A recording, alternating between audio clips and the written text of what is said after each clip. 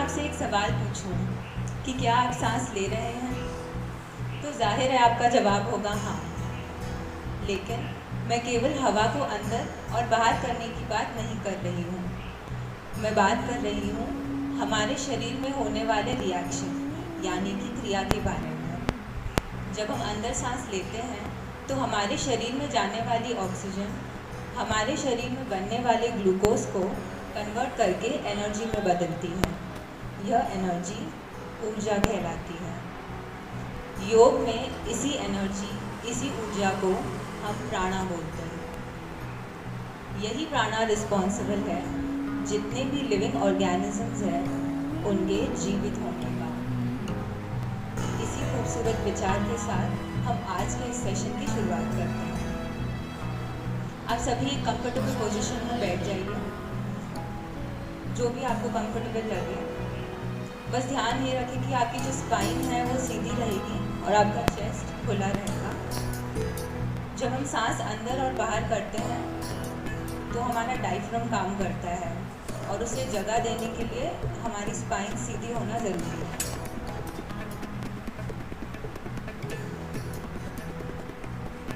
हम नाड़ी शोधन से शुरुआत करेंगे। हमारे शरीर की सैकड़ों नाड़ियों में से 3 नाड़ियों का व्याख्यान हम करते हैं: सूर्य नाड़ी, चंद्र नाड़ी और सुषुम्ना नाड़ी। जो हमारी लेफ्ट नॉस्ट्रिल है उससे हम हमारी चंद्र नाड़ी को एक्टिवेट करते हैं और वो जब एक्टिवेट हो जाती है तो हमारे शरीर में कूलिंग इफेक्ट देती है।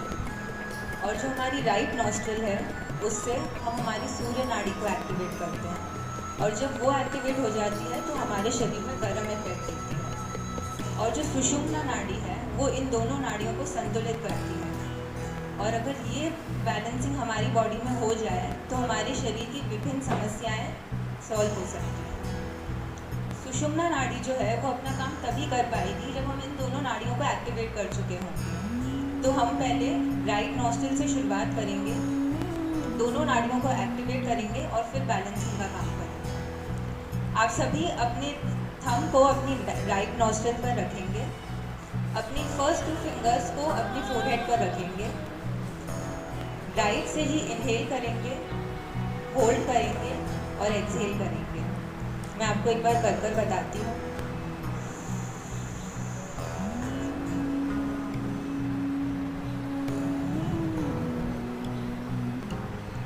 ये चीज़ आपको राइट से ही 10 बार करनी है। ध्यान रखें कि अगर आप में से कोई बीपी पेशेंट हो, हाई लो बीपी कुछ भी, अगर अस्थमा पेशेंट हो और हार्ट पेशेंट हो तो आपको सांस रोकने की क्रिया को नहीं करना है। आप सिर्फ इनहेल करेंगे और एक्सहेल करेंगे। मैं एक बार आपको फिर से बता देती हूँ। अपने थंब को अपनी राइट नॉस्ट्रिल पर रखेंगे, लेफ्ट नॉस्ट्रिल से इनहेल करेंगे, होल्ड करेंगे, एक्सहेल करेंगे। ऐसा आप 10 बार करें। BP patients, heart patients, asthma patients सांस रोकने की क्रिया को ना करें। बाकी सब इनहेल कर सांस रोक सकते हैं जब तक आपको कंफर्टेबल लगे।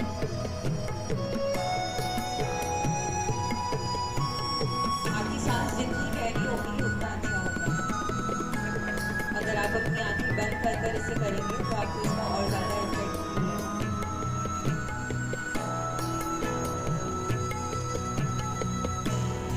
जितना ही टाइम आप सांस अंदर लेने में लगा रहे हैं उससे थोड़ा सा ज़्यादा टाइम सांस छोड़ने में लगा है।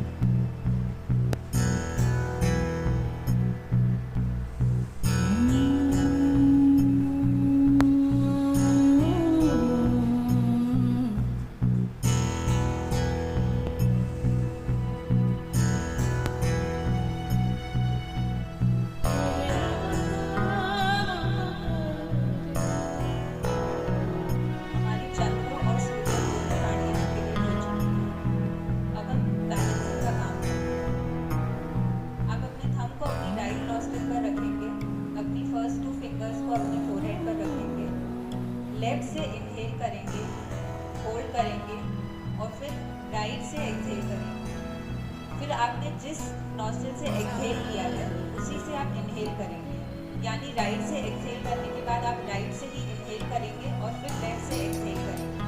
मैं एक बार आपको करके बताती हूँ।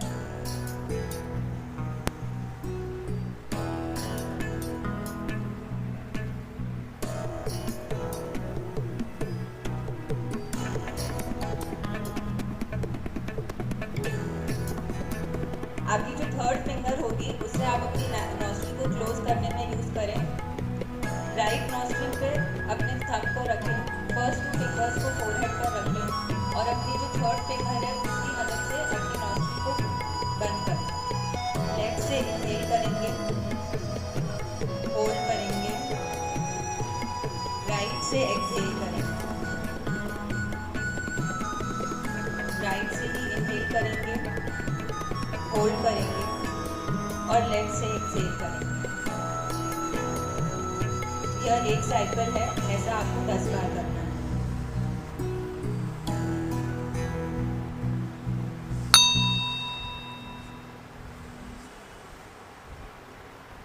आप सब रिलैक्स कीजिए,